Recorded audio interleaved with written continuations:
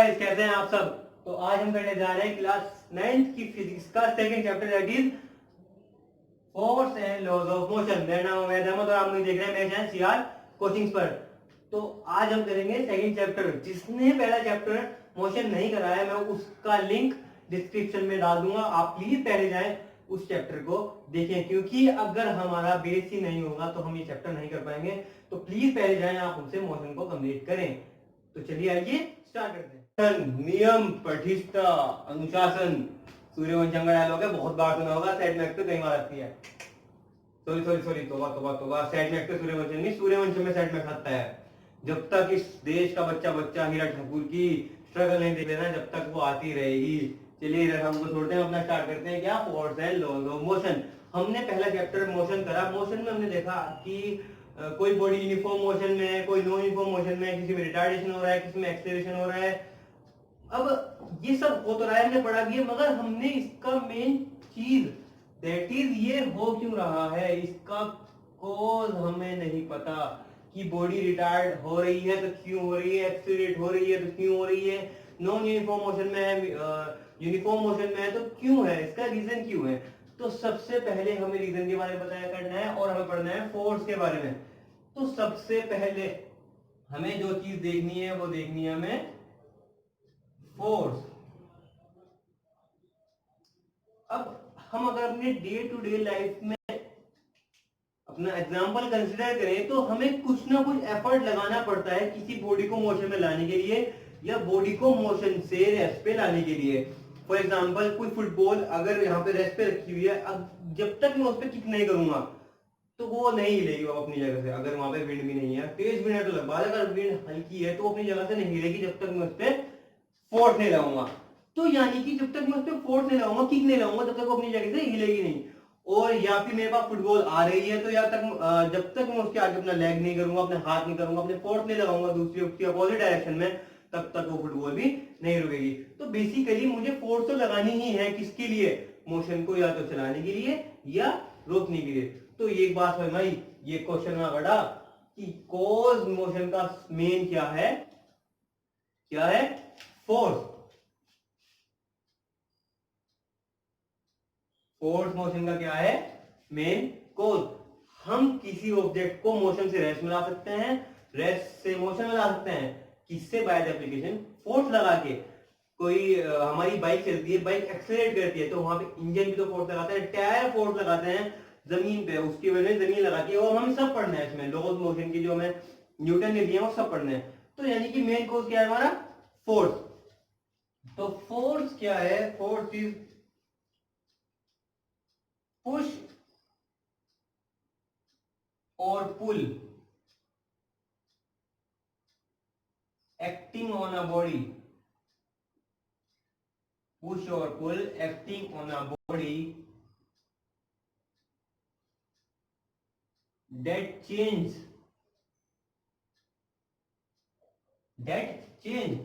or tends to change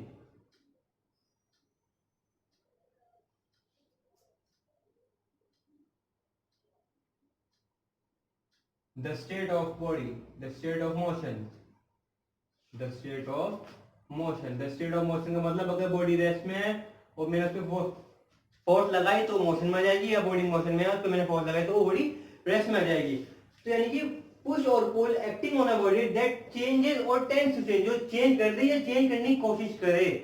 suppose करे किसी अगर वो फुटबॉल भारी हुई, उस पे मुझे लगानी, उस पे मुझे 50 न्यूटन की फोर्स लगानी है उसको मोशन बनाने के लिए, और मैंने लगाई, उससे कम लगी मगर मैंने कोशिश तो करी। तो दैट चेंजेस और tend to change the state of the motion is known as force. अब फोर्स कैसी क्वांटिटी हुई? मैंने आपको पहले ही बताया था फोर्स कैसी क्वांटिटी है। It is a vector quantity, it is a vector quantity. ऐसा यूनिट फोर्स की, ऐसा यूनिट इज न्यूटन। वो एक और न्यूटन फोर्स की ऐसा यूनिट है, वो हम आगे डिराइव करेंगे। अब फोर्सेस भी कई तरह की होती हैं, मगर मेन जो डेफिनेशन फोर्स की है वो यही है, पुश और pull acting on a body that changes और tends to change the state of the motion. अब हमें पढ़ना है बैलेंस्ड और अनबैलेंस्ड फोर्सेस के बारे में। बैलेंस्ड और अनबैलेंस्ड फोर्स।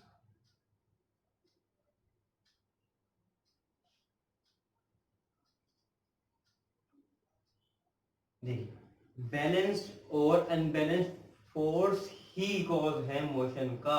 अगर आप सपोज करें एक वुडन ब्लॉक है मेरे पास में, अब अगर उस वुडन ब्लॉक का मास कुछ भारी है और उससे मुझे मोशन में लाने के लिए कुछ फोर्स लगानी पड़ेगी। अब सपोज करें ये वुडन ब्लॉक है,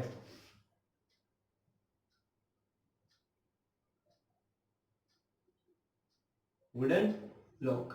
अब इस वुडन ब्लॉक को मुझे मोशन में लाने के लिए मुझे इस पे 50 न्यूटन की फोर्स लगानी है और ये 50 न्यूटन की फोर्स लगानी है।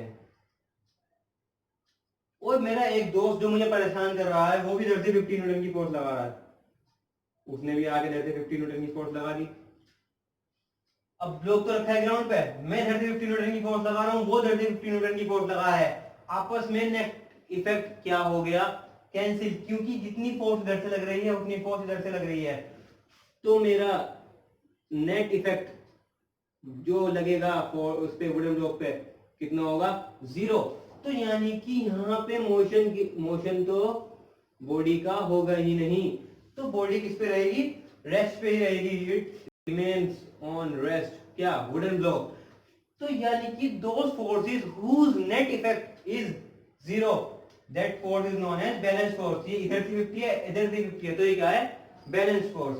अब मेरा दोस्त मुझसे ताकतवर, उसने मैंने लगा की 50 की, उसने 50 की लगाई और मुझसे मेरी कम हो गई ताकत, मेरी घटके हो गई 40 न्यूटन। अब जब मेरी 40 न्यूटन फोर्स हुई तो यहाँ पे लगी 50, इधर से लगी 40, तो यानी कि इधर से तो लगी 40 न्यूटन और इधर से लगी 50 न्यूटन। तो नेट इफेक्ट पे क्या बचा, 50 माइनस 40, 10 न्यूटन। अब 10 न्यूटन फोर्स तो लगेगी ना, क्योंकि 40 इधर से लगी, 50 इधर से लगी, तो अपोजिट में लग रही है, तो बचा कितना रिजल्टेंट, 10। अब 10 वो उस डायरेक्शन में लगेगी जिस तरफ से ज्यादा फोर्स लग रही है, तो यानी कि इधर से लग रही है, तो मेरे दोस्त के मुताबिक ये ब्लॉक चलेगा। तो यानी कि इस तरफ उस वुडन ब्लॉक का क्या होगा, मोशन। अब कितनी फोर्स की वजह से होगा, 10 न्यूटन। बाकी 40 कहां गया, बाकी 40 इसको ओवरकम करने में यूज हो गया, जिससे मैंने इसको हराया। 40 न्यूटन तो मेरा इसको हराने में लगा, बाकी 10 न्यूटन को मैं किसमें यूज करा, उसे मोशन में लाने के लिए। तो यहाँ पे अगर मैं चेक करूं तो नेट इफेक्ट, अगर मैं नेट इफेक्ट की बात करूं, यानी कि इफेक्ट जो पड़ा वो नॉन जीरो होगा, नॉट इक्वल टू जीरो होगा। तो यानी कि बॉडी यहाँ पे ओवरऑल किसमें आ जाएगी, मोशन के अंदर। तो यानी कि बैलेंस फोर्स वो फोर्स होंगी जिनका नेट इफेक्ट 0 होगा और उसमें बॉडी मोशन में नहीं आ पाएगी, which is not able to change the state of the motion, and unbalanced force are those forces whose net effect are not equal to 0 and can bring the body into motion. तो यानी कि balance force अगर मैं यहाँ पे बात करूं, unbalance force की बात करूं तो कौन सी फोर्स होगी, जिनका net effect, whose net effect does not be equal to 0, उनमें रिजल्टेंट कुछ ना कुछ आएगा। कभी भी दोनों आपस में इक्वल नहीं होंगी। अगर दोनों फोर्स अपोजिट डायरेक्शन में आपस में लगती हुई इक्वल हुई तो वो कितनी हो जाएगी, बैलेंस। एक तो उसका नेट इफेक्ट 0 होगा, दूसरा पॉइंट उसके लिए मैं क्या कह सकता हूं, कैन चेंज, कैन ब्रिंग लिख देते, कैन ब्रिंग बॉडी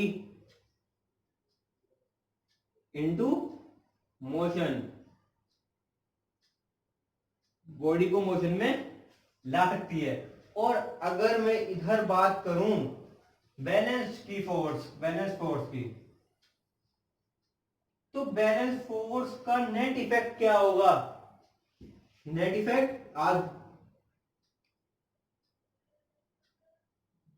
इफेक्ट इसका 0 होगा।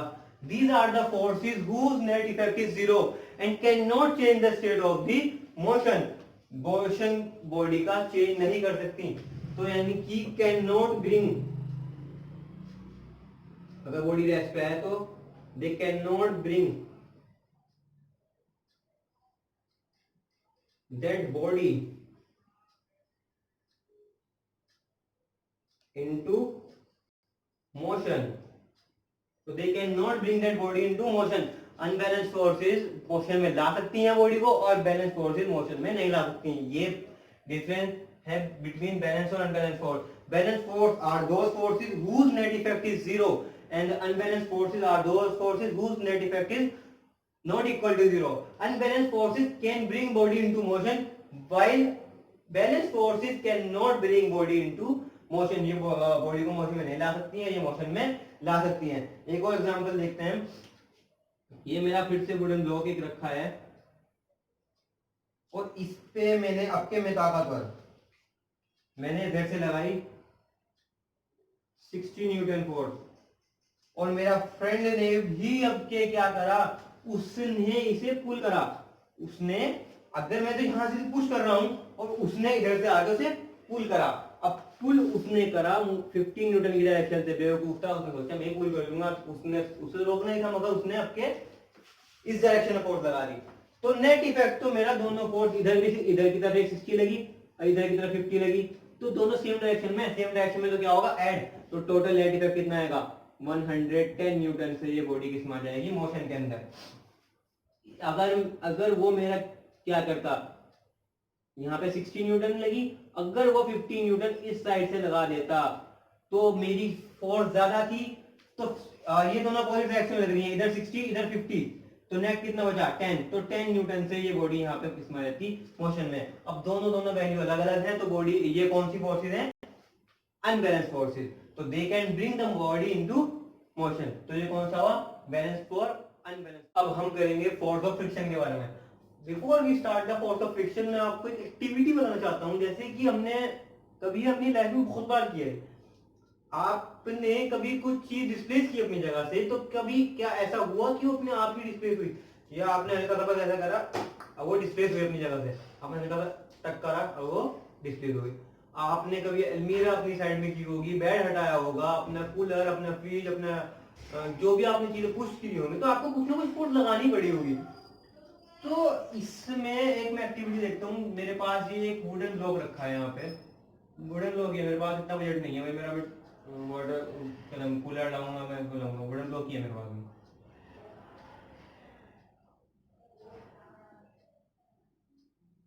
तो ये वुडन ब्लॉक है और यहाँ पे एक, ये राजू नाम रख देते हैं इसका, ये राजू भाई. अब ये राजू भाई जो है, अब ये यहाँ पे इस पे फोर्स लगा रहे हैं 10 न्यूटन की. अब 10 न्यूटन की इन्हें इस पॉइंट ए पे लाना है, इस वुडन ब्लॉक को. अब जब ये 10 न्यूटन की फोर्स लगा रहे हैं, मगर मैं वो फोर्स तो लगा रहे हैं बट इसमें कोई डिस्प्लेसमेंट प्रोड्यूस नहीं हो रहा है. राजू भाई सोच रहे हैं जब यहाँ पे कोई दूसरा फोर्स लगाने वाला, फिलहाल यहाँ पे मुझे बंदा दिख ही नहीं रहा है, कोई है ही नहीं, तो ऐसा क्या है इसमें, कौन क्या है, ये डिस्प्लेस क्यों नहीं हो रहा है. उन्होंने सोचा भूत नहीं. तो उन्हें फिर चलो कोई नहीं, उन्होंने और जान लगाई, इसको 50 कर दिया एकदम से. टीम ने लड्डू दिया, उन्होंने 50 न्यूटन फोर्स लगानी शुरू कर दी. बड़ी तेज नहीं हुआ. उन्होंने कहा तुम हटाओ, भीम तुम आ जाओ. तो राजू की जगह कौन आ गया, भीम आ गया. भीम ने लगाई 70 न्यूटन की, तो ये भी नहीं चलना स्टार्ट हुआ. भीम परेशान, क्या करा जाए. तो भीम ने ट्राई करा, एक और 2 लड्डू आए, उन्होंने कहा अब थोड़ी जान लगा के देखूं. तो भीम ने जैसे ही 90 न्यूटन की फोर्स लगाई, इसके अंदर मोशन प्रोड्यूस हो गया, वुडन ब्लॉक मोशन में आ गया. भीम खुश, इज्जत बच गई भाई. भीम भाई खुश, इज्जत बची, वुडन ब्लॉक मोशन में आ गया. तो मगर जब भी दिमाग में कंफ्यूजन थी कि 90 से पहले 89 तक भी मैंने फोर्स लगाई, तो ये वुडन ब्लॉक मोशन में क्यों नहीं आ रहा था. कौन सी ऐसी फोर्स थी जो इसे अपोज कर रही थी, या कौन सी ताकत थी यूनिवर्स की जो इसे वुडन ब्लॉक को चलने से रोक रही थी. तो यानी कि कुछ ना कुछ अपोज ही कर रहा होगा। अगर वो इस डायरेक्शन में होती है अपोजिंग फोर्स, तो अपोजिंग थोड़ी ना कहलाती, वो तो भी इसके साथ लगती, फिर तो वो 90 और कुछ वो फोर्स भी होती तो वो तो बहुत जल्दी वुडन ब्लॉक आगे भाग जाता। मगर नहीं, उन्हें उन्हें ये बात तो पता चलेगा कि कुछ ना कुछ फोर्स अपोज कर रही है।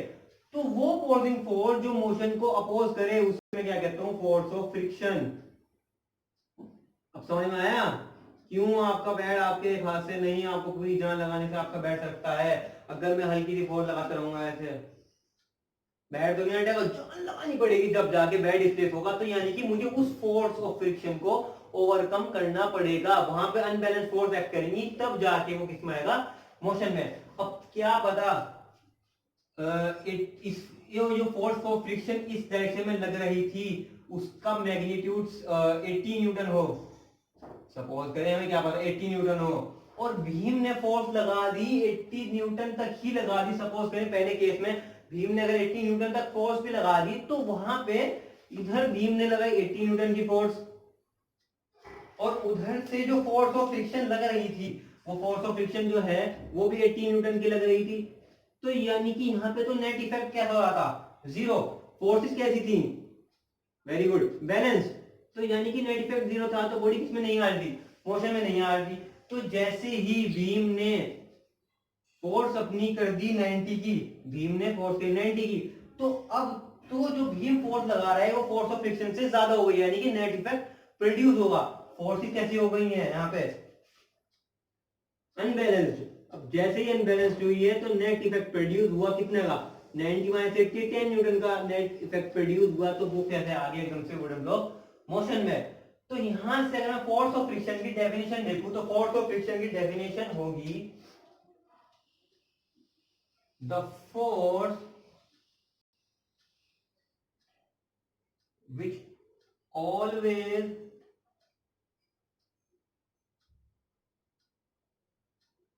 opposes the motion of body, वो फोर्स जो हमेशा बॉडी के मोशन को अपोज करेगी वो कौन सी होगी, फोर्स ऑफ फ्रिक्शन। साइकिलिंग कर रहे हैं, साइकिलिंग करते करते पैडल मारा, सडनली थक गए एकदम से, अपने पैर रोक लिए हमने साइकिल पे।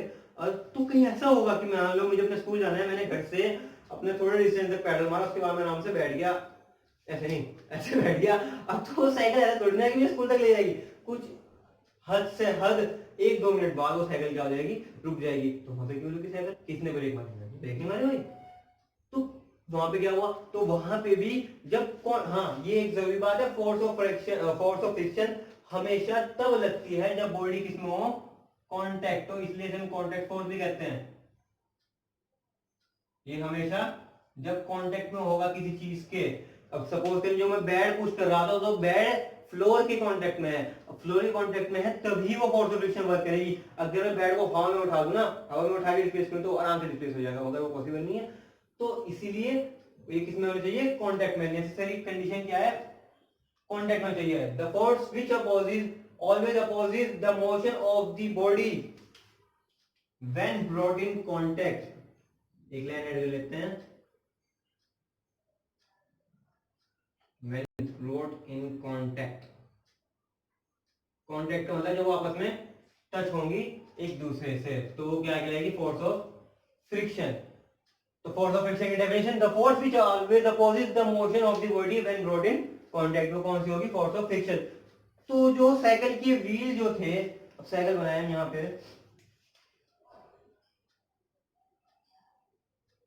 ये साइकिल, अब ये साइकिल का जो व्हील, ये ग्राउंड जो था, यहाँ पे साइकिल तो आगे जा रही है, आगे तो फोर्स लगाया पेडल करके, मगर जो ग्राउंड पे फोर्स ऑफ फ्रिक्शन लग रही है वो उस तरफ लग रही है। और वो मगर अगर वो आपने पेडलिंग करना छोड़ दिया तो यानी कि ये फोर्स कम होते होते इसके इक्वल और फिर इससे कम हो जाएगी और फोर्स ऑफ फ्रिक्शन बढ़ जाएगी, तो साइकिल कैसी हो जाएगी, स्टॉप।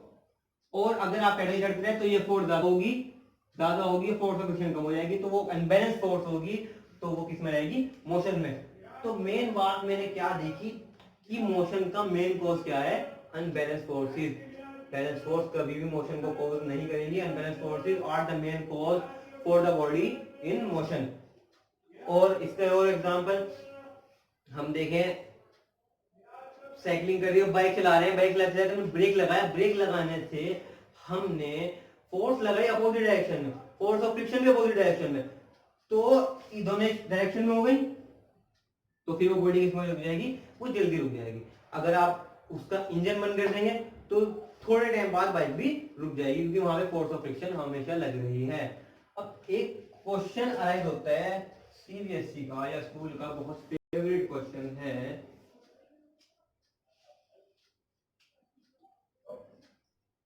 क्वेश्चन है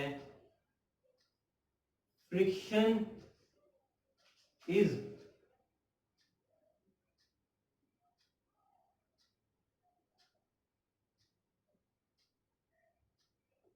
friction is necessary evil. Comment, इस बात पे कमेंट करना है कि फ्रिक्शन नेसेसरी इविल है, यानी कि फ्रिक्शन हमारी लाइफ में जरूरी है। क्या है? क्या मैं बाइक, अगर मैं पैडल करता रहूंगा और बाइक रुक जाएगी, वो मेरे लिए अच्छा है? फोर्स लगानी पड़ेगी मुझे अपने बैट को सरकाने के लिए, क्या वो अच्छा है? अच्छा है। कुछ वेज में फ्रिक्शन हमारे लिए बहुत जरूरी है। फॉर एग्जाम्पल, मैं जो लिख पा रहा हूं, पहला अगर पॉइंट लें, yes friction is necessary evil because of the following points. पहला पॉइंट है राइटिंग ऑन बोर्ड और राइटिंग इन नोटबुक। अगर मैं राइटिंग अपनी लिख रहा हूँ, कहीं पे भी लिख रहा हूँ, अगर वहां पे फोर्स ऑफ फ्रिक्शन ही नहीं होगी तो वो बार बार ऐसे नहीं होगा, मैंने यहाँ पे रखा वो स्लिप, ये रखा वो स्लिप, ये रखा वो स्लिप, तो ये तो कभी मार्केट चल ही नहीं पाएगा, मैं कुछ लिख ही नहीं पाऊंगा। तो यानी कि यहाँ पे फ्रिक्शन होना बहुत जरूरी है, फ्रिक्शन रहेगा तभी बॉडी कांटेक्ट में रहेगी और मैं आराम से लिख पाऊंगा। तो यानी क्या है, राइटिंग ऑन बोर्ड सबसे पहले मुझे इंपॉर्टेंट है। सेकंड, वॉकिंग, फ्रिक्शन वॉक करता है, हेल्प करता है वॉकिंग में। अगर फ्रिक्शन ही ना हो तो मैं ऐसे खड़ा रहूंगा और मैं स्लीप होते होते होते होते रुकूंगा, ये मैं रुक ही नहीं पाऊंगा। अब मैं अगर यहाँ पे रुका हुआ हूँ तो मैं किसकी वजह से हूँ? फ्रिक्शन की वजह से रुका हुआ हूँ, वरना तो मैं सीधा, जैसे वो मेरे गाते हैं कार्टून नेटवर्क में, सपने में पैर चलाने की जरूरत नहीं, स्लिप करके चला जाएगा। आप कभी सपोज करें, आप स्लाइड करके आ रहे हैं, स्लाइड करते करते अगर आप रुक गए तो कैसा डर लगता है कि भाई सब तो है, तो वहां पे भी अगर फ्रिक्शन ना काम करे तो आप तो जिंदगी भर चलते रहेंगे। तो यानी कि फ्रिक्शन यहाँ पे भी जरूरी है। तीसरा,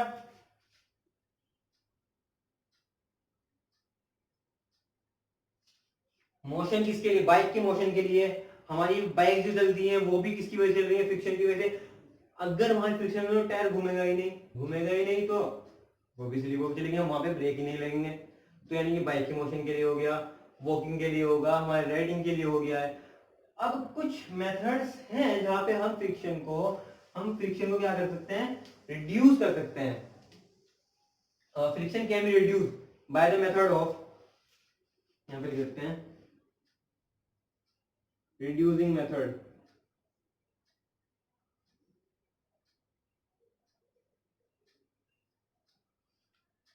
कहीं पे अगर फ्रिक्शन बहुत ज्यादा है तो वहां पे हम रिड्यूस कर सकते हैं। अब आप सपोज करें कि अगर आपको, हम बचपन में हम अपनी बाइक से स्लिप मारते थे, बाइक से तो भी, मगर माननी चाहिए, साइकिल से मारते थे, ड्रिफ्ट मारते थे, तो वो ड्रिफ्ट किस जगह ज्यादा अच्छी लगेगी? जहाँ पे प्लेन होगा या जहाँ पे खुरदरी होगी? तो वो खुरदरी जमीन को अगर प्लेन कर दूं, उस पर अगर मान लो वुडन फ्लोर है तो उसे प्लेन कर दूं, तो पॉलिश कर दूं, तो फ्रिक्शन वहां पे थोड़ा कम हो जाएगा और स्लिप लगेगी। तो यानी कि सबसे पहला मेन क्या है हमारा? बाय पॉलिशिंग और बाय स्मूथिंग। उसे स्मूथ कर दूंगा मैं अपने सरफेस को, तो क्या हो जाएगा? फ्रिक्शन रिड्यूस हो जाएगा। Second, by using lubricant.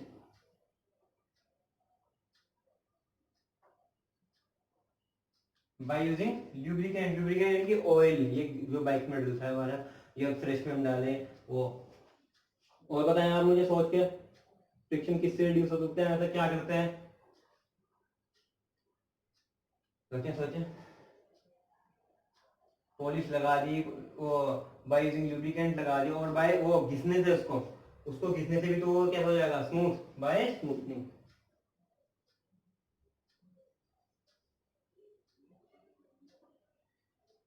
तो these are the method by which we can reduce friction, and these are the points which show that friction is necessary evil. तो this is all about force of friction. ये किसके बारे में था?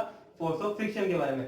तो अब हम करेंगे न्यूटन्स के लॉ के बारे में पढ़ेंगे. जो लॉ हमें मेन चैप्टर पढ़ना है, जो हमें लॉ किसने दिए? न्यूटन ने.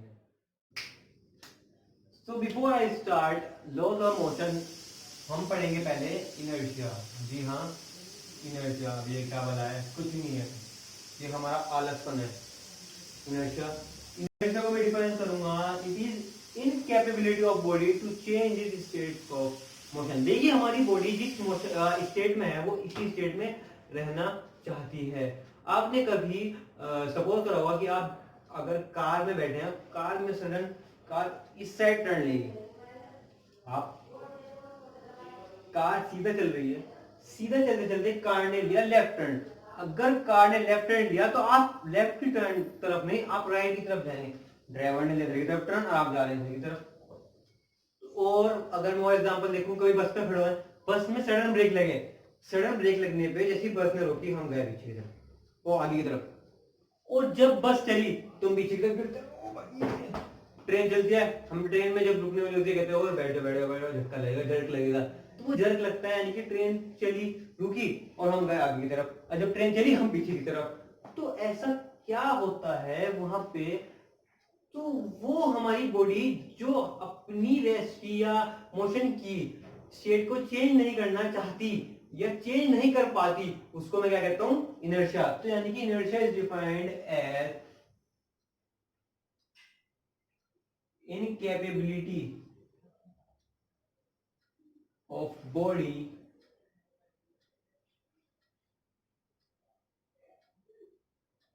to change its state of motion. Body की incapability to change its states of motion. अगर बॉडी मोशन में है तो वो रेस्ट में नहीं आना चाहती, अगर वो रेस्ट में है तो वो मोशन में नहीं आना चाहती या आ नहीं पाती. इनकैपेबिलिटी तो आ नहीं पाती of body, incapability of body to change its state of motion को क्या आएगा? इनर्शिया. हम बाइक पे, हम जैसे हम बस में बैठे हैं, बस चल रही है तो हमारी बॉडी बस के साथ में, हमारा कांटेक्ट उसके फ्लोर के साथ में है ना बस के, तो हम उसमें खड़े हैं और अब खड़े खड़े हम चल रहे हैं, बस भी मोशन में है. सडनली बस ने लगाया ब्रेक. अब जब ब्रेक लगाया तो यानी कि बस ने फोर्स लगाई बैकवर्ड साइड में, मगर हमारी बॉडी रुकना नहीं चाहती, हमारी बॉडी मोशन में रहना चाहती है, तो हम आगे जाते हैं एकदम से. तो यानी कि हमारी बॉडी ये शो कर रही है कि मुझे नहीं रुकना है, मुझे तो मोशन में रहना है, तो बॉडी मोशन में रहती है मगर फाइनली रुक जाती है. तो यानी कि वो जो जर्क लगता है वो किसमें होती है? इनर्शिया में. और अब कार ने सडन टर्न लिया, सडन टर्न लेने के बाद में कार तो मुड़ी लेफ्ट टर्न में और हम जाते हैं ऐसे ऐसे, कार मुड़ी हम जाते हैं. अब बॉडी थी मोशन में, अब मोशन जैसे चेंज, उसकी डायरेक्शन चेंज हुई. अब बॉडी अपनी स्ट्रेट डायरेक्शन यानी कि अपनी डायरेक्शन चेंज नहीं करना चाहती थी, तो उसने उसका पोज करा. अब पोज करने के लिए उसने जिग हुई, तो वो क्या है? Inertia of direction. तो यानी कि इनर्शिया दो टाइप के हैं. कौन सा? Inertia of motion, inertia of direction, inertia of rest. Body rest से मोशन में आना चाहती, मोशन से रेस्ट में नहीं आना चाहती, तो उसको अपोज करती है, उसको मैं क्या कहता हूं? इनर्शिया. तो इससे मिलता जुलता मेरा कौन सा है? First law. तो आइए हम फर्स्ट लॉ करते हैं. तो अब कर रहे हैं हम लॉज ऑफ मोशन. तो ये रहा हमारा first law. First law of motion ऐसा लॉ है जिसको देखकर कि सुनकर के आप कहेंगे ये क्या है, ये तो कुछ भी बता सकता था. तो बता सकता था तो भाई अब समझ में भी बहुत आसान जाएगा. तो फर्स्ट लॉ कुछ ये कह रहा है कि a body at rest will remain at rest, a body at motion will continue in motion until and unless an external force act on it. कि जो बॉडी रेस्ट में है वो रेस्ट में ही रहेगी और जो बॉडी मोशन में है वो मोशन में रहेगी until and unless उसके ऊपर कोई एक्सटर्नल फोर्स ना लगे. फॉर एग्जांपल अगर मैं इस मार्कर को मेरे हाथ पर रख दूं, ये अब अगर ये रेस्ट पे है तो ये रेस्ट पे ही रहेगा अगर मैं इस पे कोई फोर्स, एक्सटर्नल फोर्स ना लगाऊं. और अगर ये मोशन में है, सपोज करें अगर ये मोशन में है तो ये मोशन में ही रहेगा अगर मैं इस पे कोई एक्सटर्नल फोर्स ना लगाऊं. तो यानी कि जब तक किसी बॉडी के ऊपर कोई एक्सटर्नल फोर्स ना एक्ट करे तो वो अपनी स्टेट को चेंज नहीं करेगी। ऐसा ही कुछ किसमें हुआ था, इनर्शिया में। तो फर्स्ट लॉ को हम लॉ ऑफ इनर्शिया भी कहते हैं। क्या कहते हैं? Law of inertia. Law of inertia कह लो या फर्स्ट लॉ, एक ही बात है। तो क्या कहना है फर्स्ट लॉ, इसकी statement?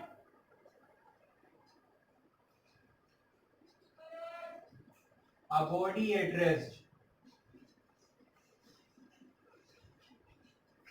will remain at rest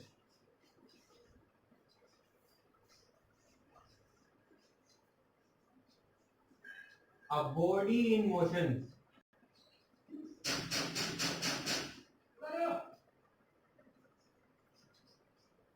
will continue in motion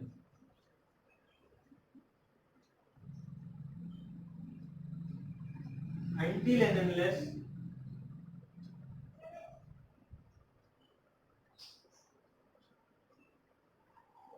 an external force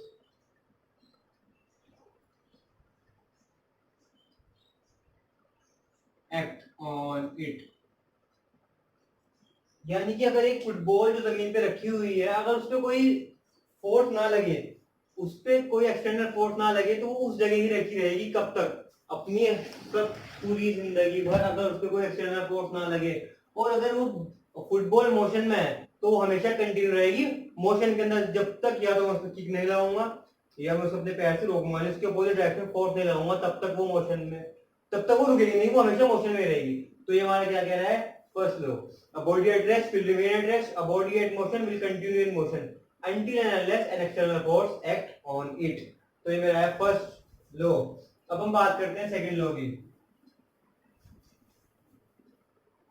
अब सेकंड लॉ को स्टार्ट करने से पहले हमें पढ़ना है मोमेंटम।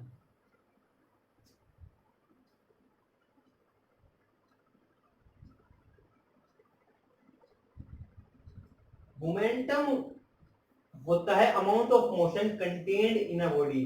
मोशन का कितना अमाउंट एक बॉडी कंटेन कर रही है, कितना इफेक्ट बॉडी लगाएगी, उसको मैं क्या कहता हूं? मोमेंटम। तो मोमेंटम की definition, amount of motion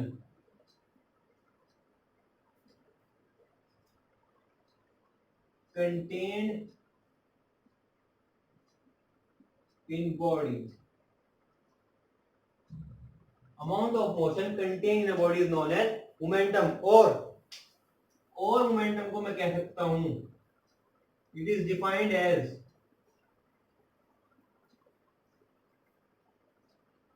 product of mass and velocity. Momentum is defined as the product of mass and velocity. Mass और वेलोसिटी का प्रोडक्ट ही क्या है? मोमेंटम। और मेन डेफिनेशन इसकी, amount of motion contain in a body. आप दोनों में से कोई सी भी डेफिनेशन पेपर में लिख सकते हैं, एप्लीकेबल है। तो मोशन का कितना अमाउंट एक बॉडी के अंदर कंटेन है, उसको क्या कहता हूं मैं? मोमेंटम। मोमेंटम सिंबलाइज जो होता है वो होता है स्मॉल पी से, स्मॉल पी। और ये एरो क्या लिखा है? That it is a vector quantity. Vector quantity क्यों है, इसका फॉर्मूला देखते हैं। स्मॉल पी होता है, अभी मैंने बताया ना, defined as the product. Product यानी कि मल्टीप्लाई मास ऑफ वेलोसिटी, यानी कि मास इनटू वेलोसिटी। ये मोमेंटम का क्या है? फॉर्मूला। अब अगर इससे मैं ऐसा यूनिट निकालूं इसकी मोमेंटम की, तो यहां से ऐसा यूनिट जो निकलेगी, मास की कितनी होती है? केजी, और वेलोसिटी की मीटर पर सेकंड।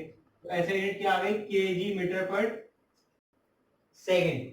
मोमेंटम की ऐसा unit K G metre per second. तो एक और बात, मोमेंटम क्या है? Amount of motion contain a body, की मोशन का कितना अमाउंट एक बॉडी के अंदर कंटेन है। और it is defined as the product of mass and velocity. ऐसा unit K G metre per second, symbolise होता है बाय स्मॉल पी। अब हम करते हैं अपना सेकंड लॉ। सेकंड लॉ क्योंकि पूरा बेस्ड है मोमेंटम के ऊपर।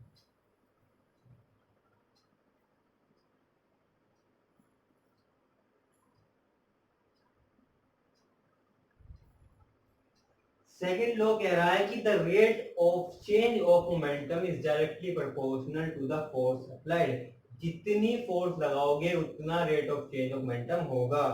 इसकी पहले हम स्टेटमेंट लिख देते हैं। According to this rate of change of momentum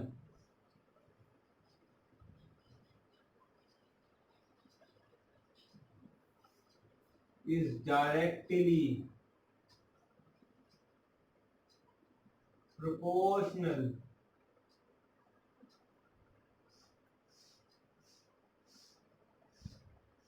to force applied। अब जो मोमेंटम का चेंज है वो डायरेक्टली प्रोपोर्शनल है। अब ये जो मैंने वर्ड लिखा है डायरेक्टली प्रोपोर्शनल, ये क्या है? ये डायरेक्टली प्रोपोर्शनल होता है रिलेशन। रिलेशन का मतलब देखिए दो तरह के रिलेशन होते हैं, एक तो डायरेक्ट रिलेशन या एक इनवर्स रिलेशन। देखते हैं, जैसे आप सपोज करें आपके फादर की इनकम, यहाँ पे अगर मैं फादर की इनकम की बात करूं और वो आपको कुछ पैसे देते हैं इनकम से अपनी, आपकी जिसे पॉकेट मनी, और उसी से आपको यहाँ पे पैसे मिलते हैं, आपको पैसे मिले। अब सपोज करें आपके फादर की इनकम घट गई, कुछ लॉस हुआ प्रॉफिट में, तो फादर की इनकम घट गई। अब इनकम घटी तो आपको शायद पैसे भी कम मिले, कॉम्प्रोमाइज। तो इनकम घटने में पैसे घटे, और अगर इनकम बढ़ी तो आपके पैसे ही बढ़े। तो यानी कि अगर ये घट रहा है तो ये भी घट रहा है, अगर ये बढ़ रहा है तो ये बढ़ रहा है। तो दो क्वांटिटी जो आपस में ऐसे रिलेट करें कि एक के बढ़ने से दूसरा बढ़े, उनके बीच में कैसा रिलेशन होता है? Direct relation. अब यहां पे अगर मैं खुशी की बात भी करूं, इनकम बढ़ी तो खुशी भी बढ़ेगी, और इनकम घटेगी तो खुशी भी घटेगी। तो यानी कि खुशी भी और पैसा भी इनकम के कैसा है? डायरेक्टली प्रोपोर्शनल है। तो ये कौन सा रिलेशन होता है? Direct relation. अगर मैं इनवर्स रिलेशन की बात करूं, इनवर्स रिलेशन की बात आप सपोज करें आपका फ्रेंड नहीं बल्कि आपका कॉम्पिटिटर। अब ये कॉम्पिटिटर जो आपका, जिससे आपका कंपटीशन है, आपका टेस्ट हुआ, कॉम्पिटिटर के मार्क्स आपसे ज्यादा आ गए, उसके मार्क्स बढ़ने पे आपकी खुशी डाउन हो गई।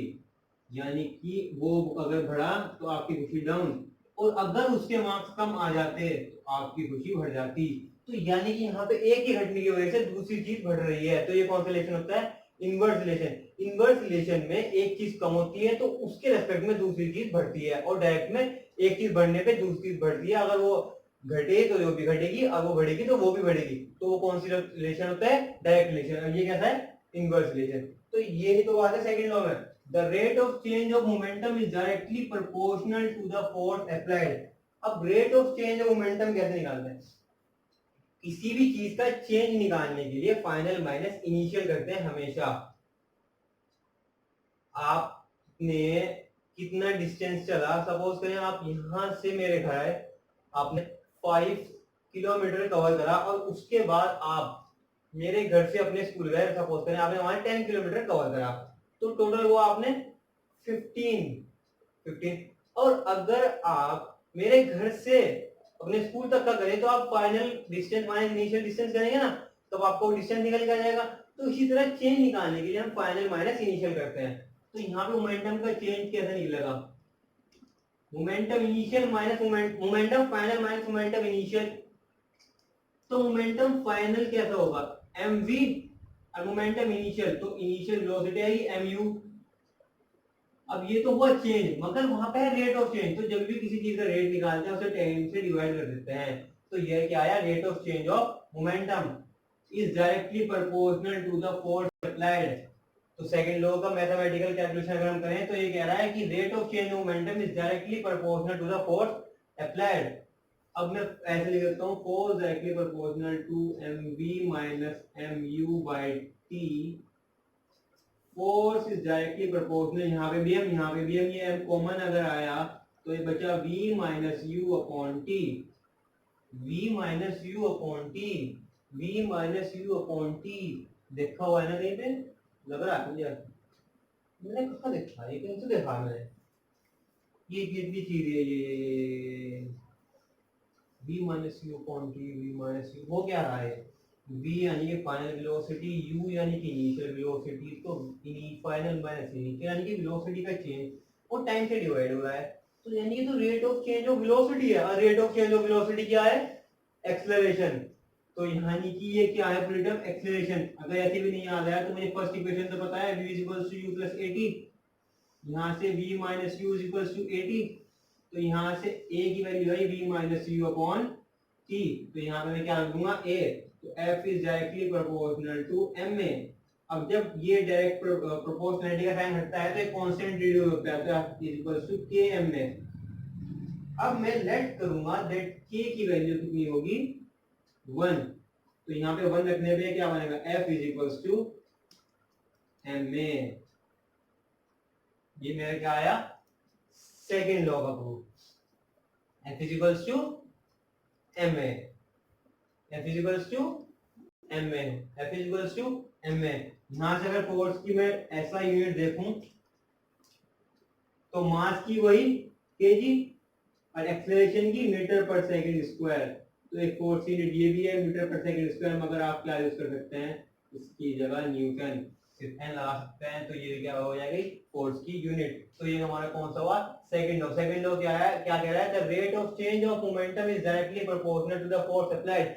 जितनी फोर्स लगाओगे मोमेंटम का चेंज उतनी तेजी से बढ़ेगा, तो ये चेंज अगर टाइम से डिवाइड करा तो रेट हो गया, तो rate of change momentum directly proportional to force applied.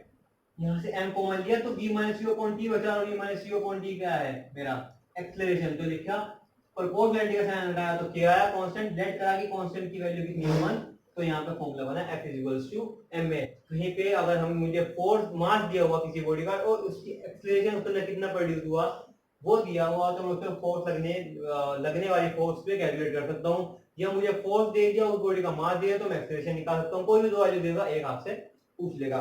तो ये एक इंपॉर्टेंट फॉर्मूला है, इसे याद रखिएगा जरूर, f is equals to ma, f is equals to ma। अब एक रीजन आपके पास में आता है, एक टॉपिक, कैचिंग अ बॉल।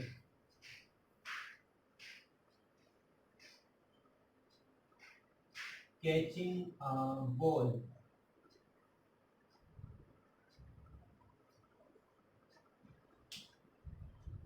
ये बॉल आ रही है ना,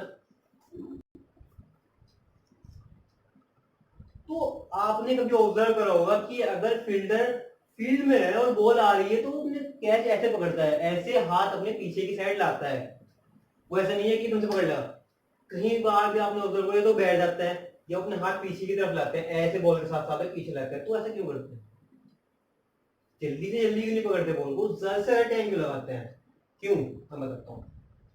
क्योंकि अगर मैं इस फॉर्मूले की बात करूं यहाँ पे, ये जो फॉर्मूला है f directly proportional to mv minus mu by t,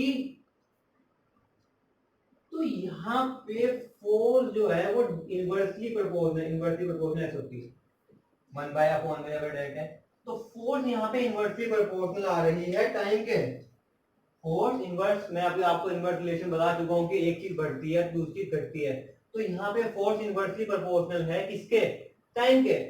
तो वो बॉलर कह रहा हूँ फील्डर जब बॉल पकड़ता है तो ज्यादा टाइम लगाता है, अब जब वो टाइम लगाता है तो टाइम बढ़ेगा, अब जब टाइम बढ़ेगा तो फोर्स कैसी होगी, फोर्स घटेगी, अब फोर्स घटेगी तो उसके हाथ पे इफेक्ट कम पड़ेगा। The bowler take time to catch the ball just to increase the time period, and because by increasing the time period the force get reduced as the force is inversely proportional to the time period। यहाँ पे force और time का कैसा relation है, inverse relation, यहाँ पे force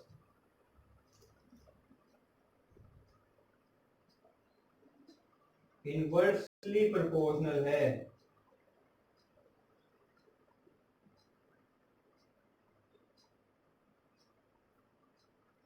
to time, तो अगर वो टाइम बढ़ाएगा तो फोर्स कम लगेगी, और अगर उन्होंने जल्दी से पकड़ लिया यानी कि टाइम उन्होंने जल्दी से कम लगाया, टाइम उन्होंने कम लगाया, बहुत जल्दी से पकड़ ली तो उनके हाथ में फोर्स ज्यादा लगेगी, चोट लग सकती है, इसलिए वो आराम से उनको प्रैक्टिस कराई जाती है कि बॉल को आराम से क्या बैठ के आराम से ऐसे कैच करे।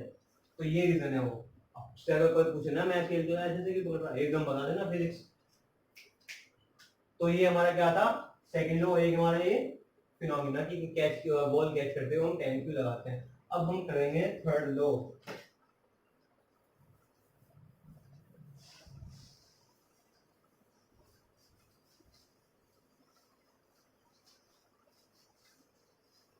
अब आएगा न्यूटन भाई का third law.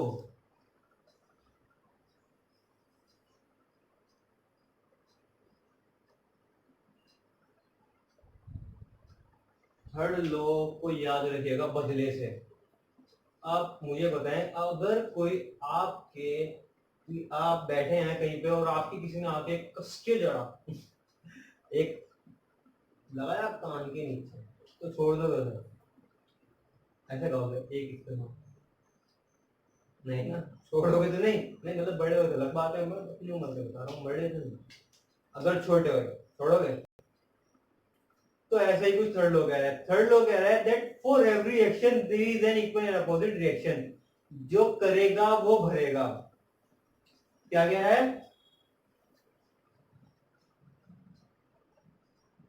For every action, for every action, for every action there is equal and opposite, equal and opposite reaction।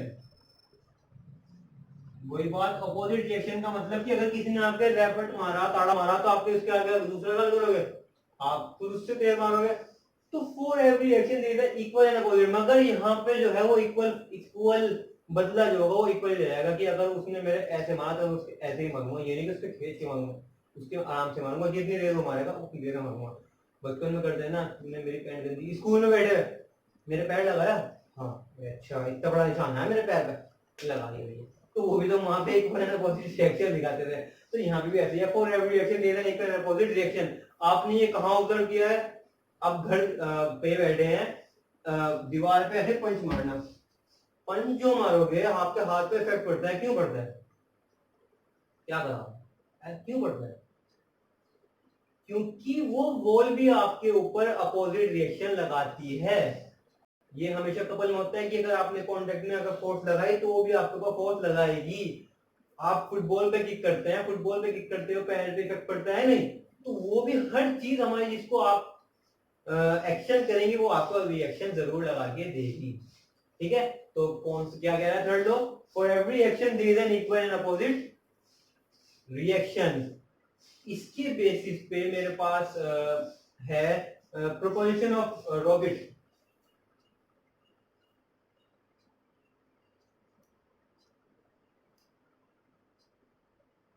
propulsion of rocket। क्या कह दिया सर, अभी तो 9th क्लास में है, रॉकेट उड़वा दिया हमसे। तो भाई ये मेरा रॉकेट है भाई, मेरा रॉकेट ऐसे ही होता है, आपका उतनी कैसा होगा।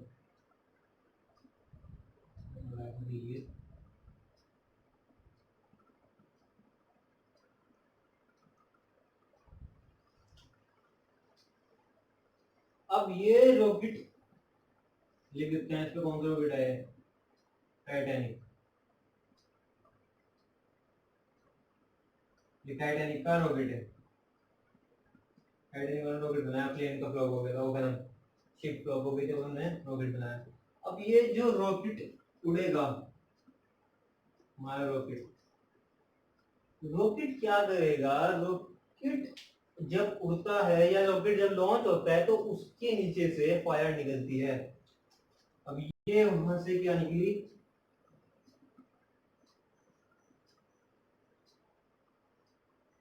फायर। और यहाँ पे कुछ प्रेजेंट हैं एयर मॉलिक्यूल, यहाँ पे एयर होगी ना, वहां पे एयर होगी।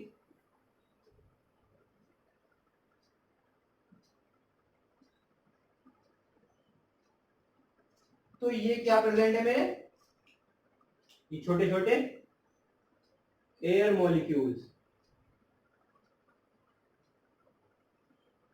अब जब रॉकेट उड़ेगा तो रॉकेट नीचे की तरफ फोर्स लगाएगा, ये रॉकेट यहाँ पे नीचे की तरफ फोर्स लगाएगा, और वो फोर्स किस पे लगाएगा, एयर मॉलिक्यूल के ऊपर।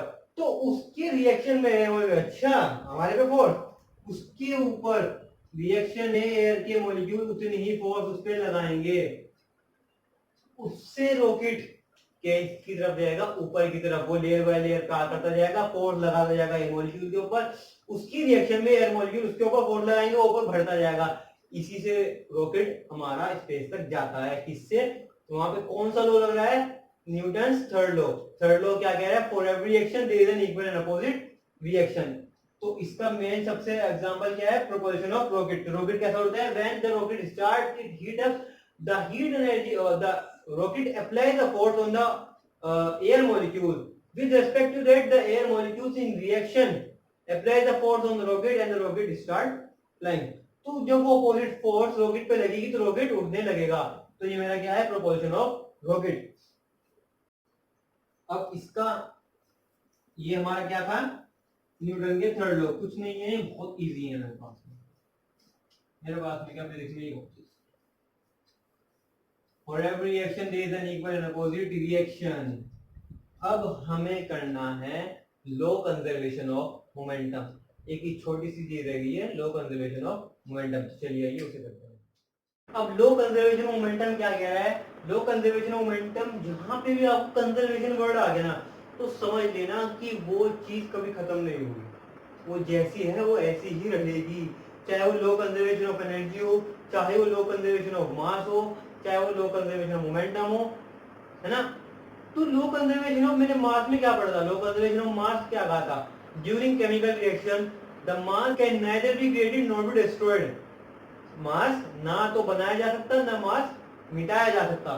तो ये क्या है, law conservation of momentum. Law conservation of momentum क्या रहा है कि ड्यूरिंग कोलिजन, ड्यूरिंग कोलिजन का मतलब टकराव के दौरान, अगर दो बॉडीज आपस में आ रही हैं तो इसका कुछ अलग मोमेंटम होगा क्योंकि मोशन में भी है और कुछ मास भी है, और इसका भी कुछ मोशन भी है और ये मास भी है। तो ये जब आगे टकराएंगे और टकराने के बाद में या तो ऐसे आ रहे हैं या फिर ऐसे टकराए, तो टकराने के बाद में ये भी चलेंगे। एक ही ऐसे जा रहा था, इसकी कुछ हल्की स्पीड थी आगे वाले की, इसकी तेज थी, तो ये तेज स्पीड से आ रहा, उसने भी टक्कर जो मारी भी कोलिजन, टकराव कोलिजन के बाद ही चले, तो इनका मोमेंटम यानी कि सेम रहेगा। तो यानी कि during collision total initial momentum become equal to total final momentum, that is momentum is conserved. Conserved का मतलब आप सपोज करें आप कहीं ट्रिप पे गए, आपकी मम्मी ने आपको 500 रुपीज दिए और जब घर वापस आए तो मम्मी ने देखा कि आपके पास तो 500 रुपीज दिए, तो यानी कि आपकी मनी कैसी रही, कंजर्व्ड।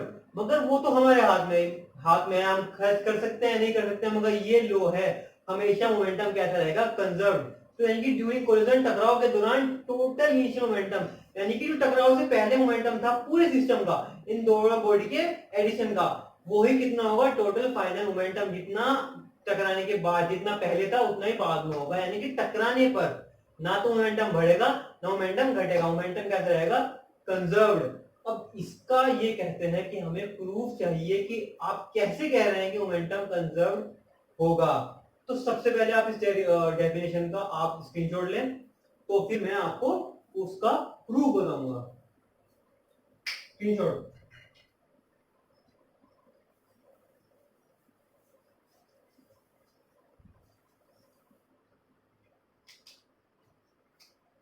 अब अगर मैं यहां पर प्रूफ की बात करूं यानी कि सबूत की बात करूं, तो सबूत में हमारे 3 केस पढ़ने हैं। एक तो पहला केस, एक बॉडी, ये 2 बॉडी है यहाँ पे, फिर ये यहाँ पे, और फिर ये यहाँ पे। ठीक है, इसको थोड़ा पास बना लेते हैं।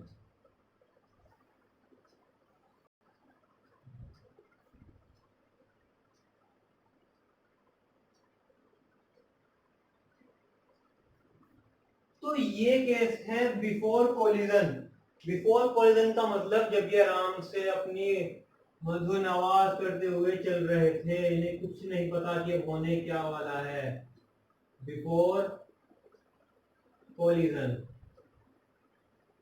और ये ड्यूरिंग कोलिजन, जो कोलिजन के दौरान,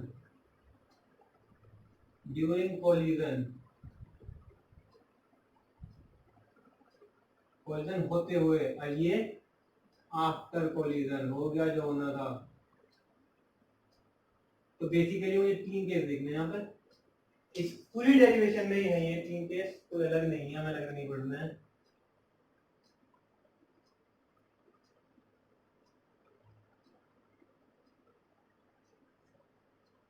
अब बिफोर कोलिजन क्या था कि ये बॉडी एक ए है और ये बॉडी बी है, तो यहाँ पे भी ये बी रहेंगे, नाम तो कोई चेंज होने वाला नहीं है कोलिजन में, ए बी। अब ए की इनिशियल वेलोसिटी थी यू ए, ठीक है, उसकी इनिशियल वेलोसिटी थी यू ए और उसका मास था m A. Initial velocity u A और उसका मास एम ए, और बी की इनिशियल वेलोसिटी यू बी और उसका मास था एम बी। याद रखिएगा, इसकी इनिशियल वेलोसिटी यू ए और मास एम ए, इसकी इनिशियल वेलोसिटी यू बी और मास एम बी, ये इस डायरेक्शन में दोनों चल रहे थे। मगर यहाँ पे फिलहाल एक कंडीशन है दैट यू ए जो है वो ग्रेटर है यू बी से। अगर ये दोनों इक्वल होता या बी बड़ा होता ए से, तो क्या कभी वो टकरा पाते? क्योंकि बी आगे है, ए पीछे है, तो ए की स्पीड ज्यादा होनी होगी ताकि कोलिजन हो सके। तो यानी कि यू ए यू बी से ज्यादा है। यू ए क्या है यहाँ पे? Initial velocity of A body and initial velocity of B body. अब ड्यूरिंग कोलिजन तो वही है, ये दोनों आपस में टकराए। आफ्टर कोलिजन, कोलिजन के बाद में ये दोनों बॉडी रह गई, इसकी वेलोसिटी थी अब ये फाइनल हो गया फाइनली, तो फाइनल वेलोसिटी वी ए, यहाँ पे फाइनल वेलोसिटी वी बी। अब आप कभी ये बताएं, आप साइकिल से टकराए या आप साइकिल चलाते चलाते बाइक से टकराए, तो कभी आपका ऐसा हुआ कि मम्मी आज में टकरा गया, मेरा 5 किलो वजन हो गया? हुआ ऐसा? नहीं, क्योंकि मास तो कंजर्व है, मास तो कभी नहीं घट ही सकता।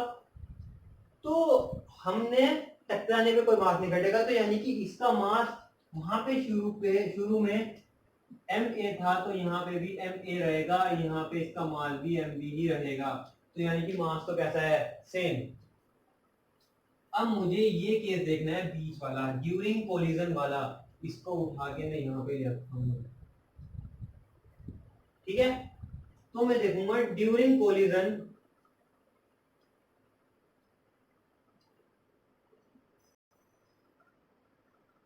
बॉडी ए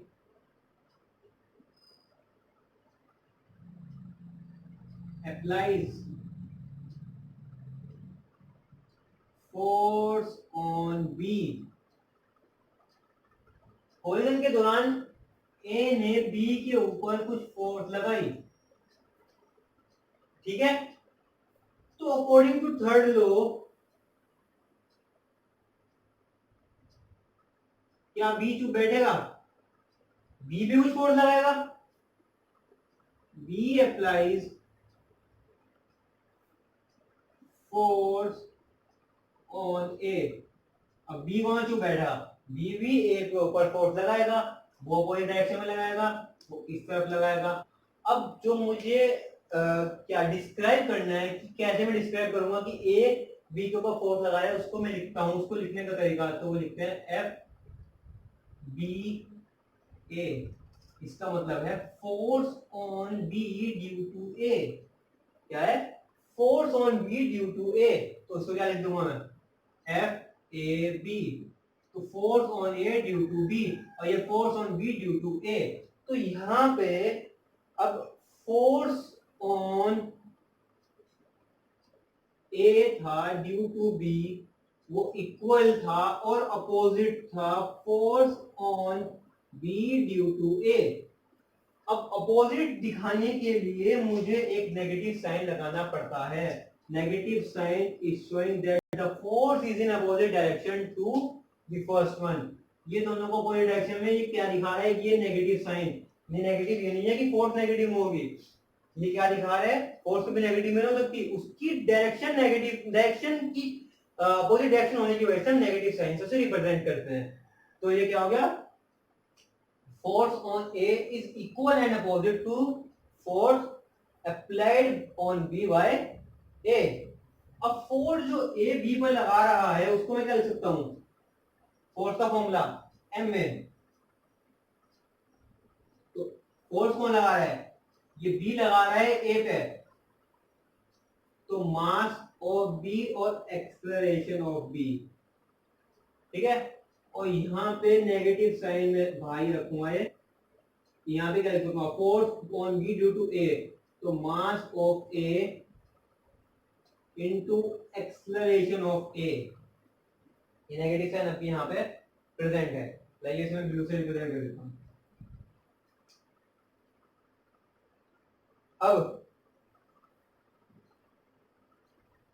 अब मास ऑन ए और mass of B into A B और mass of A into A.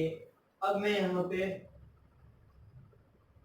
B का ए का फॉर्मूला लगाऊंगा, एक्सेलरेशन की फॉर्मूला क्या होता है, एक्सेलरेशन की डेफिनेशन क्या है, first of all rate of change of velocity, यानी कि v b minus u b upon t, ये वी बी के बीच के पैरों में दे छोटा सा, v b minus u b upon t is equals to negative of m a into, यहाँ पे मैं वी ए को लिख सकता हूँ v a minus u a upon t, ये मल्टीप्लाई में टी से टी कैंसिल आउट। अब मल्टीप्लाई करते हैं अंदर, अब जब मल्टीप्लाई करूंगा तो m की एक बार मल्टीप्लाई इसके साथ, फिर m की मल्टीप्लाई इसके साथ, यहाँ पे m की मल्टीप्लाई इसके साथ और m की मल्टीप्लाई इसके साथ, और साथ में हमारा नेगेटिव साइन भी मल्टीप्लाई होंगे दोनों से। तो जब मल्टीप्लाई होंगे तो ये कुछ ऐसा बनेगा, m B v b minus m B u b is equals to, ये माइनस साथ में गया, माइनस का एम में वी ए, अब ये माइनस माइनस से मल्टीप्लाई होगा तो प्लस बन जाएगा एम में यू ए, इतनी बात समझ में आई। अब नेक्स्ट मैं यहां से कर देता हूं, इसको मैं इसके इधर शिफ्ट कर देता हूं, तो ये मेरी बनी इक्वेशन। अब मुझे क्या करना है, मुझे कुछ नहीं करना है, जो नेगेटिव है उन्हें उधर ले आना है, उधर का नेगेटिव इधर लेके आ जाऊंगा ताकि वो पॉजिटिव बन जाए। तो यानी कि मुझे ये माइनस का इधर भेज दूंगा मैं, और ये मैं इधर लेकर आ जाऊंगा, तो कुछ ये ऐसा बनेगा, एम बी वी बी, ये नेगेटिव उधर आके बना m A v A, m B v B, ये नेगेटिव उधर आके positive, m A v A is equals to m A u A, ये नेगेटिव उधर आके positive, m B u B, इतनी बात। अब मैं देखता हूं, अगर मैं इसे उल्टा करके लिखता हूं, ये ऐसे बन जाएगा m A u a plus m B u B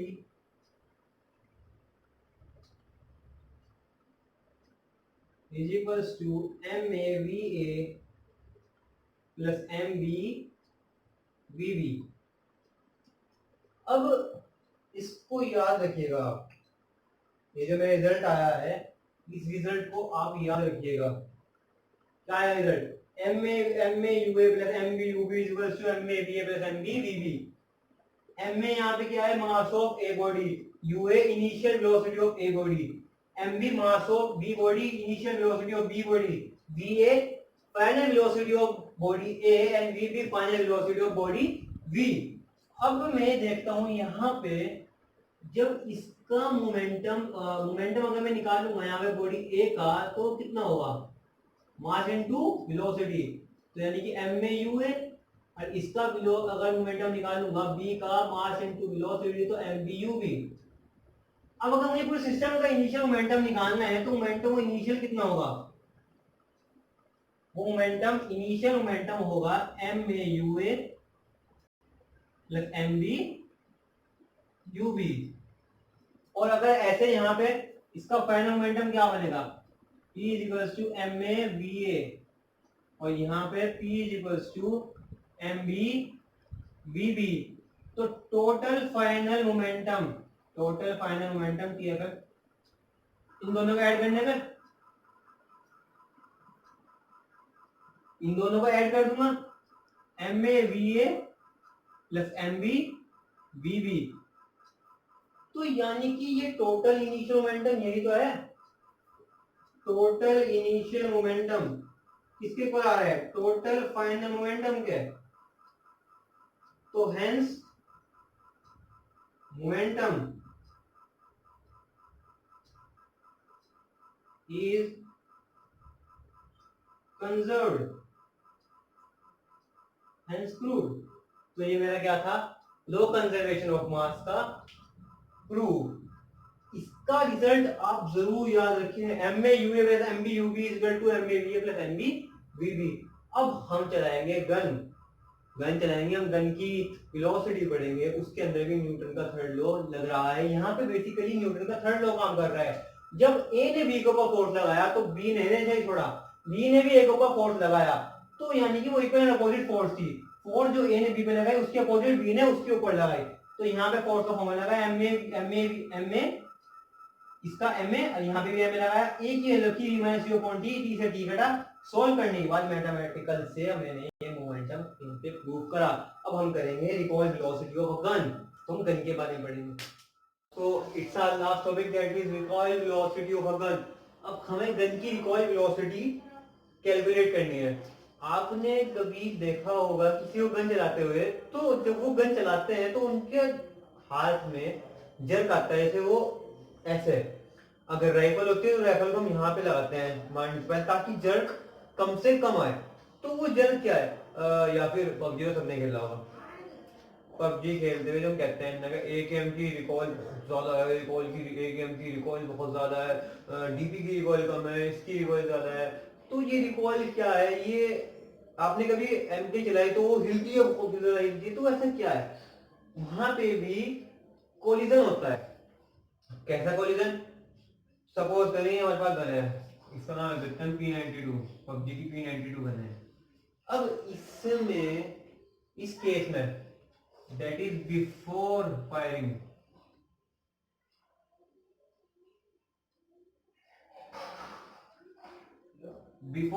यहाँ पे बुलेट भी, ये बुलेट है यहाँ पे रेड कलर की, तो ये बुलेट भी रेस्ट पे है और गन भी रेस्ट पे है। तो गन का मास तो यहाँ पे mg, बुलेट का मास यहाँ पे mb। गन की इनिशियल वेलोसिटी ug और बुलेट की इनिशियल वेलोसिटी uv। जैसे हमने वहां बॉडी भी करी थी, तो यहाँ पे गन की इनिशियल वेलोसिटी ug और मास mg, इसकी भी इनिशियल वेलोसिटी ub और मास mb। अब यहाँ पे ड्यूरिंग फायरिंग,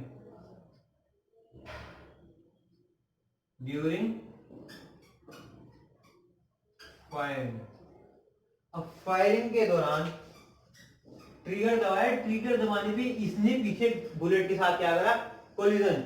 तो गन की ट्रिगर ने बुलेट पे लगाई फोर्स, उसकी रिएक्शन में बुलेट पे लगाएगी फोर्स, तो उसकी वजह से हमें क्या लगता है, जर्क लगता है, इससे हमारी गन पीछे की तरफ आती है। ये इस तरफ वो गन की वेलोसिटी हो जाएगी फाइनल वेलोसिटी, यानी कि vg हो जाएगी। और इस वेलोसिटी को मैं क्या कहता हूं, रिकॉइल वेलोसिटी। समझ में आया, रिकॉइल वेलोसिटी, रिकॉइल वेलोसिटी होती है ये जो पीछे जब जर्क लगता है। अब जिस गन की सबसे कम रिकॉइल वेलोसिटी, वो गन सबसे बेहतर, जो सबसे ज्यादा कवर कर सके थे। अब जैसे पबजी में M4 is much better than AKM, क्योंकि उसकी रिकॉइल ज्यादा है, AKM की वो ज्यादा हिलती है, मगर ये कम। तो ये रिकॉइल वेलोसिटी है। और ये जो बुलेट गई आगे, इसे मैं कहूंगा मजल वेलोसिटी, मजल मजल वेलोसिटी। और ये बुलेट की अब ये फाइनल वेलोसिटी हो जाएगी vv, मास अभी भी mb, और गन का मास अभी भी है mg। मास तो नॉर्मल डिस्ट्रॉयड। तो बिफोर फायरिंग तो मेरा ये यहाँ पे दोनों रेस्ट पे थी, उनका मास भी होता रेस्ट पे थी यहाँ पे, याद रखिएगा रेस्ट पे, तो यानी कि यहाँ पे दोनों इक्वल हैं 0 पे। वहां पे बॉडी ए की स्पीड ज्यादा थी बॉडी बी से, तभी तो कोई यहाँ पे दोनों रेस्ट में, क्योंकि बुलेट तो गन के अंदर प्लेस है और गन रुकी हुई है, तो दोनों इसको रेस्ट पे यहाँ पे। और अब ये कौन सा केस हुआ, आफ्टर फायरिंग वाला case.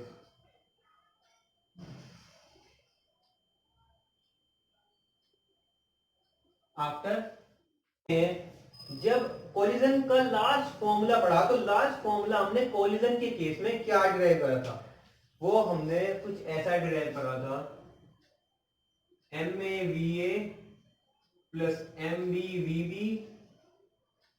Is equals to MAUA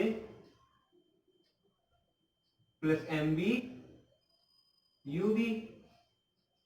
ऐसे उल्टा लिख सकते हैं, इनिशियल पहले फाइनल बाद में, तो मैं ऐसे लिख सकता हूं MAUA क्योंकि इनिशियल वेलोसिटी होती ना, MBUB is equals to MAVA plus MBVB।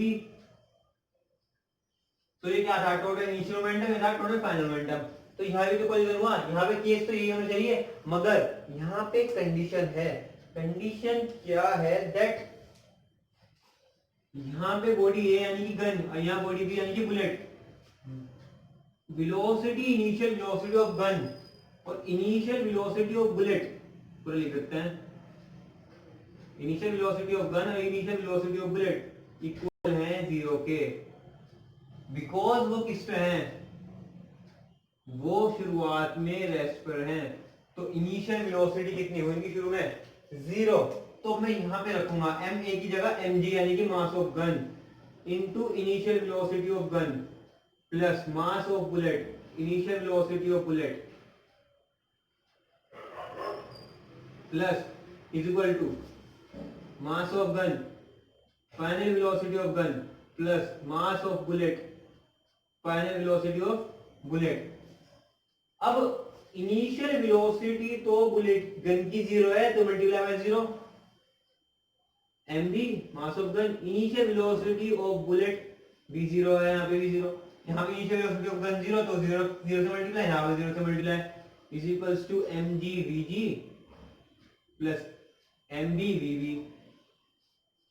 तो ये तो 0, ये 0 प्लस 0 2 0 0। तो ओवरऑल रिजल्ट क्या आया, 0 is equals to mgvg plus mbvb। यहां से मेरा फाइनल रिजल्ट क्या बना, mgvg plus mbvb is equals to 0। Mass of gun, final velocity of gun, mass of bullet, final velocity of bullet. याद रखिएगा जहां पे भी v होगा वो फाइनल वेलोसिटी होगी और यहाँ पे u होगा वो इनिशियल वेलोसिटी होगी।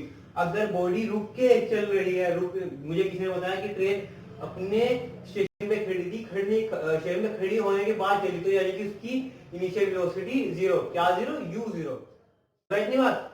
तो अब वहां पे क्या फॉर्मूला आया था, लो कंजर्वेशन मोमेंटम में MAUA plus MBUB is equals to MAVA plus MBVB। ठीक है, ये था हमारा चैप्टर लॉज ऑफ मोशन। अगर आपको वीडियो पसंद आई हो तो प्लीज लाइक करें, शेयर करें, सब्सक्राइब करें, और हाँ अगर आप चाहते हैं कि मैं एनसीईआरटी क्वेश्चन करूं तो प्लीज कमेंट में मुझे बताएं, मैं आपको इसके क्वेश्चन भी करा दूंगा। और एक और एग्जाम्पल अगर मैं आपको इनर्शिया के बारे में बताऊं, अगर आप इनर्शिया को सही से नहीं समझो, एग्जाम्पल इनर्शिया का, आप कभी ऐसा करना कि गिलास के ऊपर एक कार्ड है ना, कार्ड के ऊपर एक 5 रुपीज का कॉइन रखना। जब आप उस कॉइन को ऐसे फ्लिक करोगे तो वो कॉइन निकल जाएगा, ओपन कार्ड निकल जाएगा, कॉइन नीचे गिर जाएगा। ये कभी आपने देखा होगा टेबल पे हमारे यूटेंसिल रखे होते हैं, वो मैजिशियन दिखाता है, वो एकदम से हमारे क्लॉक खींच लेता है और सारे यूटेंसिल वहीं पे रखे रहते हैं, कोई इधर नहीं गिरता। क्यों? क्योंकि वो अपनी इनर्शिया की वजह से अपनी स्टेट में रहना चाहते हैं, अपनी स्टेट नहीं चेंज करना चाहते। सडनली जब उसने कपड़ा खींचा वो मोशन में आए, मगर वो मोशन में नहीं आना चाहते ड्यू टू उनकी इनर्शिया की वजह से वो अपने मोशन में नहीं आना चाहते, इसलिए वो अपनी जगह पे रहते हैं। So hope you like the video. Please like, share and subscribe. Thank you.